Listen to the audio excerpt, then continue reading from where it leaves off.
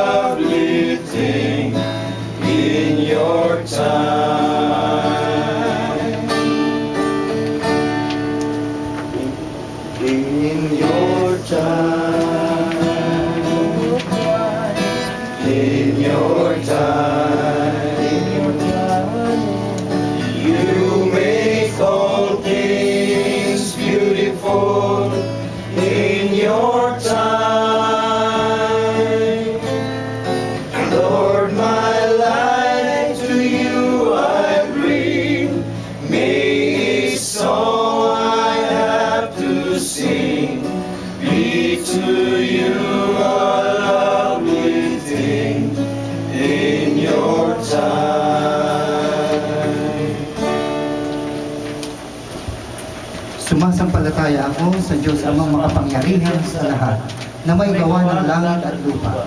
Sumasampalataya naman ako kay Jesucristong iisang anak ng Diyos, Panginoon nating lahat. Nagkatawang tao siya, lala ng Espiritu Santo, ipinanganak ni Santa Mariang Birhen, pinagpakasakit ni Poncio Pilato, ipinako sa krus, namatay, inilibing, nanawag sa kanaroroonan ng mga yumaong. Nang may 3 araw na buhay na magmuli, umakyat sa langit, naluluklok sa kanan ng Diyos ang mga makapangyarihan sa lahat. Doon magmumula ang paririto at hukom sa nangabubuhay at nangamatay na tao. Sumasampalataya naman ako sa Diyos Espiritu Santo, sa banal na simbahang Katolika, sa kasamahan ng mga banal, sa kasbaran ng mga kasalanan, sa pagkabuhay na muli ng namatay na tao, at sa buhay na walang hanggan. Amen. O Diyos ko, ikinalulungkot ko ng buong puso ang pagkakasala sa iyo. Kinasusuklaman ko ang lahat kong kasalanan dahil sa takot kong mawala ka sa akin. Ang kaharian ng langit at dahil sa takot ko sa hirap ng impyerno. Ngunit lalo pa ang kasalanan ay nakakasakit na sa kalooban mo. Diyos na walang hanggan, ang kabutihan at nararapat ibigin ng walang katapusan. Matibay akong nagtitika na ikinuumpisan ko ang aking mga kasalanan. Tutuparin ang parusang hatol at sa tulong ng iyong biyaya ay magbabagong buhay. Amen. Ama namin sumasalangit na, sambahin ang ngalan mo. Mapasa amin ang kaharian mo. Sundin ang loob mo dito sa lupa para nasa langit. Bigyan mo kami ngayon ng aming kakanin sa araw-araw at patawarin mo kami sa aming mga sala para ang pagpatawad namin sa nagkakasala sa amin. At huwag mo po kami ipahindulo sa tukso at iadyaman mo kami sa lahat ng masasama. Amen. Panginoong Maria, napupuno ka ng grasya. Ang Panginoong Diyos ay sumayo. Bukod kang pinagpala sa babaeng lahat, at pinagpala naman ng iyong anak na si Jesus. Santa Maria, Ina ng Diyos, ipanalangin mo po kami makasalanan, ngayon at kung kami mamamatay. Amen. Luwalhati sa Ama, sa Anak, at sa Diyos Espiritu Santo. Kaparang unang-una ngayon, din at magpakailanman at magpasawalang hanggan siya naman. At ngayon po ay pakinggan natin ang pagbasa ng mabuting balita ng Panginoon.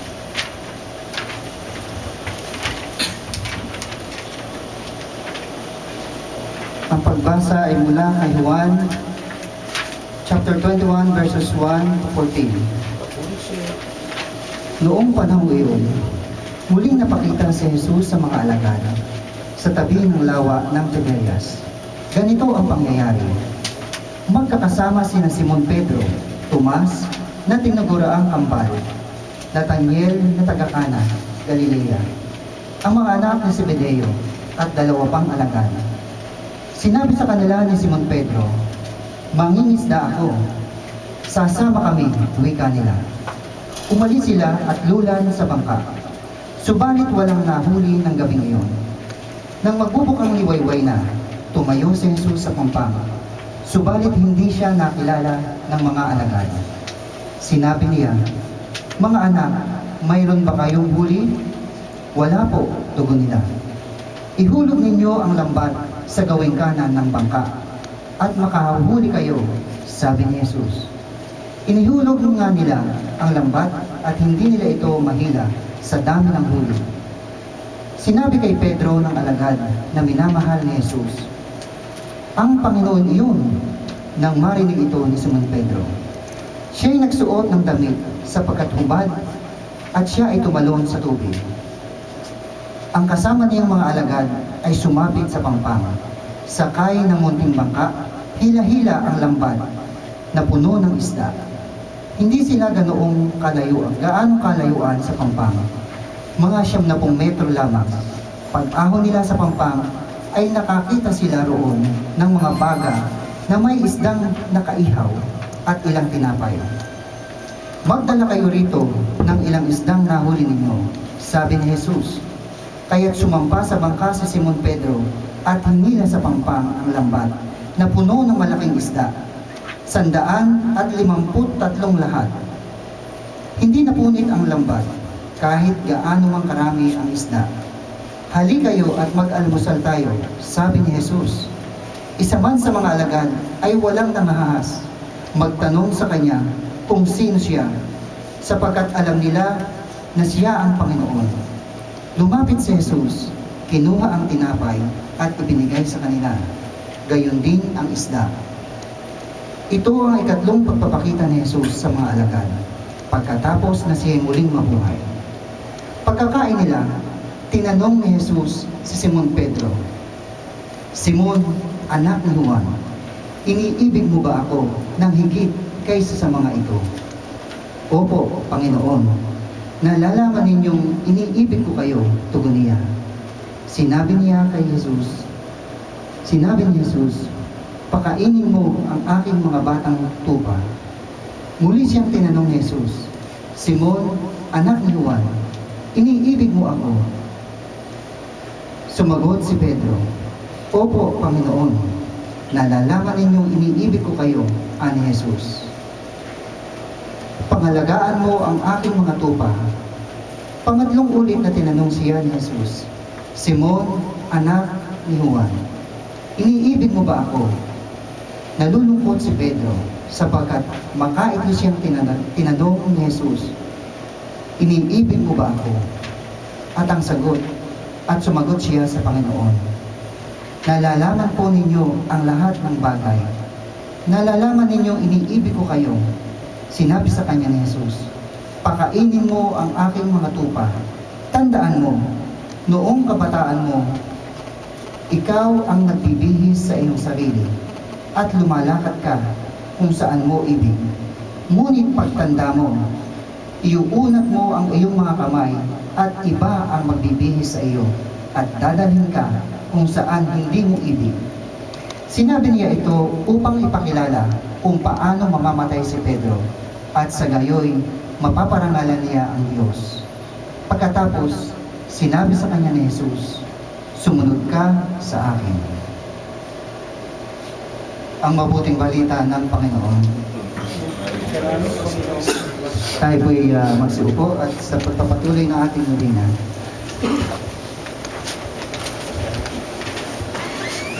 Mga kapatid, ang pag-ibig ang pinakadakila sa lahat ng utos ng Diyos. Pag-ibig ang buod ng lahat ng nais ng Diyos sa atin. Kung kaya't hindi mapaghihiwalay ang pag-ibig sa Diyos at ang pag-ibig sa kapwa. Isang kasinungalingan ang pagsasabing iniibig niya ang Diyos, subalit hindi naman niya ito iniibig ang kanyang kapwa. Gayon din naman, mahirap itatwa ng isang umiibig sa kapwa ang hindi niya pag-ibig sa Diyos. Magkatuwang ang dalawang kautosang ibigin ang Diyos at ang higit sa lahat at ang kapwa tulad sa sarili. Magkaugnay ang dalawa. Ito sapagkat ang tunay na nagbubunsod sa pag-ibig sa kapwa ay ang pag-ibig ng Diyos. Malinaw ang aral na ito sa pakikipag-usap ni Jesucristo kay Pedro. Makaitlong ulit na tinanong ni Jesucristo si Pedro, "Simon, anak ni Juan, iniibig mo ba ako?" At makaitlong ulit din sinagot ni Pedro si Jesucristo ng, "Opo, iniibig ko kayo." Kapuna-punang sa bawat pagsagot ni Pedro ay ang habilin ni Jesucristo na pakainin mo ang aking mga tupa. Ano ba yung pagkain na tinutukoy ni Jesus? Ito po yung pagkain ng kaluluwa. Pagkain ng kaluluwa natin. Ano ba ang pagkain ng kaluluwa? Ito yung mabuting balita ng Panginoon na ating narinig. Kaya nga, tayong lahat dito ay binibilinan ni Jesus na pakainin natin yung kapwa natin.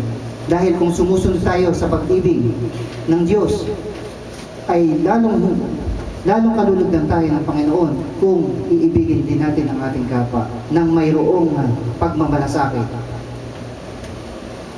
Ito ay ang patunay lamang na ang pag-ibig ng Diyos ay kakambal ng pag-ibig sa kapwa. Ang pangunahing mensahe ng Diyos ay walang iba kundi ang pag-ibig. Narito din ang hamon sa atin, mga iniibig ng Diyos. Paano tayo tutugon sa paanyayayang ito ng Diyos na umibig? At walang ibang tugon kundi sa pamamagitan ng magkatambal na pag-ibig, ang pag-ibig sa Diyos at ang pag-ibig sa kapwa. Pag-ibig sa Diyos, hindi natin makakita ang Diyos. Nakikita po ba natin ang Diyos? Hindi. Kaya, hindi natin siya literal na nakakausap. Tanging ang pananampalataya ng tao at ang pag-ibig ng Diyos sa atin ang nag-uugnay sa atin sa Diyos. Paano nga ba naman mapamamalas ang pag-ibig sa isang Diyos na hindi nakikita at tuwirang nakakasalamuha? Sa labis na pag-ibig ng Diyos sa tao, minabuti niyang ipahayag ng tao ang pagmamahal niya sa Kanya sa pamamagitan ng pagmamahal sa Kanyang minamahal, ang ating kapwa, ang mga anak ng Diyos. Ang pag-ibig sa kapwa, ito ang tunay na pag-ibig sa kapwa ay ang pag-ibig tulad ng paraan ng Diyos. Una, pag-ibig para sa lahat. Ang pag-ibig para sa lahat, walang pinipili o itinatanggi. Lahat ay kabilang sapagkat ang pag-ibig ng Diyos ay tumatanggap sa lahat. Kaya nga, kung tayo ay ibig sa ating kapwa, hindi natin dapat piliin kung siya ba'y mahirap, mayaman, kung ano man yung katayuan sa buhay. Dapat gawin natin sa ating pakikipag-ugnayan at pag-ibig sa kapwa, gawin nating pantay-pantay.